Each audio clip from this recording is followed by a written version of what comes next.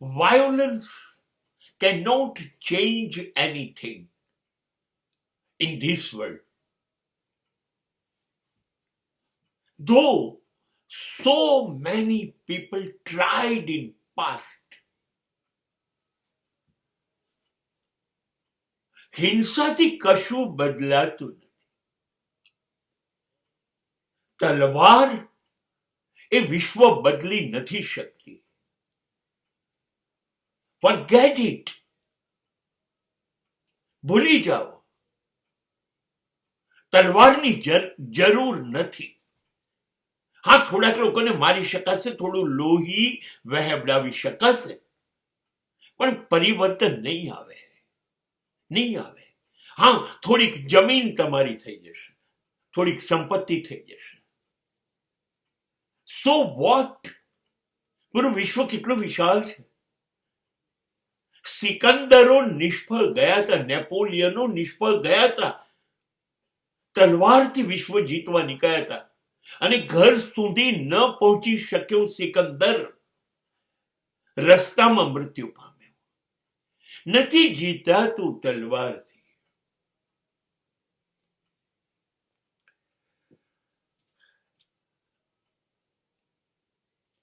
હા, પ્રેમથી જીતાય છે, કલમથી જીતાય છે, સાહિત્ય જીતી શકે છે, સંગીત જીતી શકે છે, સંસ્કાર જીતી શકે છે, અને પ્રેમ જીતી શકે છે. આઈ પ્રોમિસ.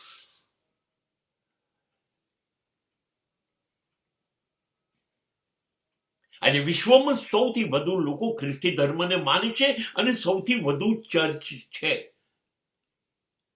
એ સમગ્ર વિશ્વને જીતીને એક જણ જતો રહ્યો, એનું નામ છે જીસસ ક્રાઇસ્ટ.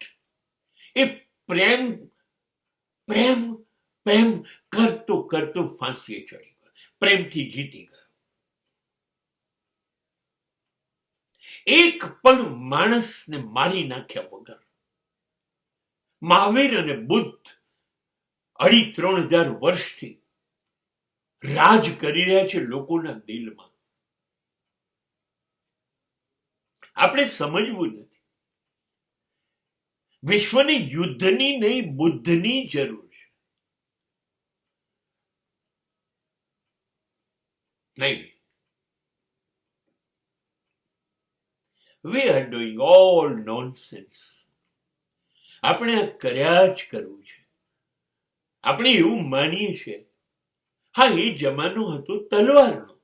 હવે આપણે માનીએ છીએ અમે મિસાઇલથી, અમે ટેન્કથી, અમે ગોલા બારૂદથી, અમે AK-57થી, અમે અણુ બોમ્બથી દુનિયામાં પરિવર્તન લાવી શકીશું. 3 વર્ષથી રશિયનોનો યુક્રેન ઉપરનો અટેક નફરત પેદા કરી ગઈ. યુક્રેન ખતમ ના થઈ ગઈ, યુક્રેનીઓ હજી જીવે છે. નથી બદલી નથી શકાતું. નથી ઈરાન અને ઈરાક અને ઇઝરાયલ વચ્ચે વર્ષોથી યુદ્ધ થાય છે, એકબીજાને મારી નાખવા, ખતમ કરી નાખવા, છતાં સમાપ્ત નથી થતું. કશું બદલાતું નથી. હિંસાથી કોઈ પરિવર્તન આવી ના શકે. હા, થોડોક સમય તમારા આ આંધળા પ્રયત્નો તમને સંતોષ આપે કે તમે કશુંક જીત્યા. તમે you are special one, you are winner, but exactly you are loser.